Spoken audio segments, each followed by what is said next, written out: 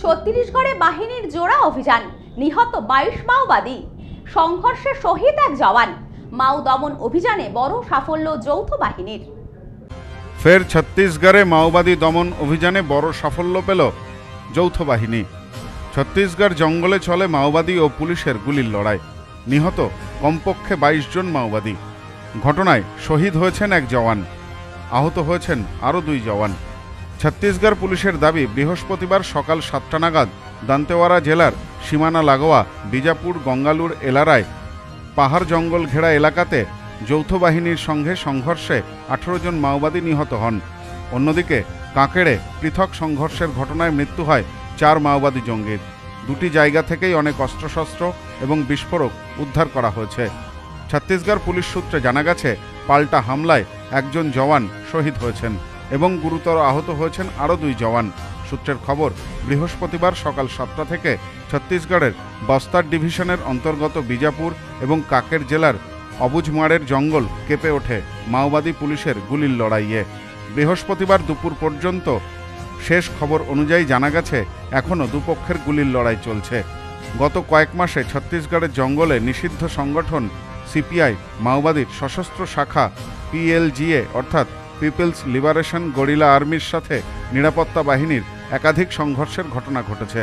গত 9 ফেব্রুয়ারি বিজাপুরে CRPF এবং district reserve guard বাহিনীর সঙ্গে সংঘর্ষে 31 জন মাওবাদীর মৃত্যু হয়। সংঘর্ষে 2 নিরাপত্তা বাহিনীর সদস্য শহীদ হন, গুরুতর আহত হন আরও 2 জন। সূত্রের খবর, চলতি বছর জানুয়ারি থেকে যৌথ বাহিনী ছত্তিশগড়, মহারাষ্ট্র এবং ওড়িশায় আন্তঃরাজ্য অভিযান চালাচ্ছে। ইতিমধ্যে এই 3 রাজ্যে 200-র বেশি মাওবাদী নিহত হয়েছে। নিহতদের তালিকায় রয়েছে মাওবাদী কেন্দ্রীয় কমিটির সদস্য জয়রাম ওরফে চলপতি। অন্যদিকে আত্মসমর্পণ করেছেন নিহত মাওবাদী নেতা মল্লজ্জুলা কোটেশ্বর রাও ওরফে কিষণজির ভ্রাতৃবধূ বিমলা। এদিকে বিজাপুর এবং কাকের জেলায় অবুঝমাড়ের জঙ্গলে গত কয়েক মাসে মাওবাদীদের সাথে নিরাপত্তা বাহিনীর একাধিক সংঘর্ষের ঘটনা ঘটেছে।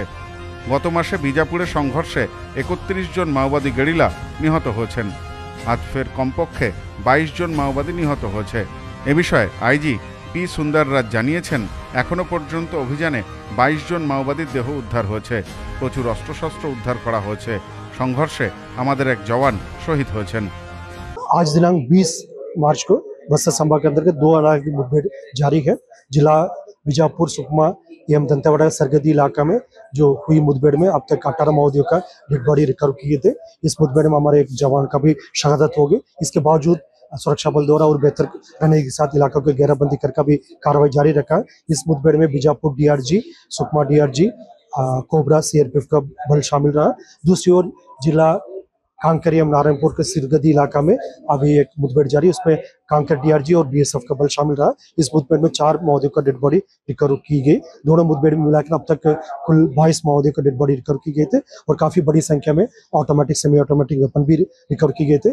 दोनों मुठभेड़ में जो बरामद की गई माओवादियों का डेड बॉडी का शनाख्ती अभी जारी है। शनाख्ती कंप्लीट होने के बाद और विस्तार से हम जानकारी शेयर करेंगे। Bureau report, news no man's land, Chhattisgarh.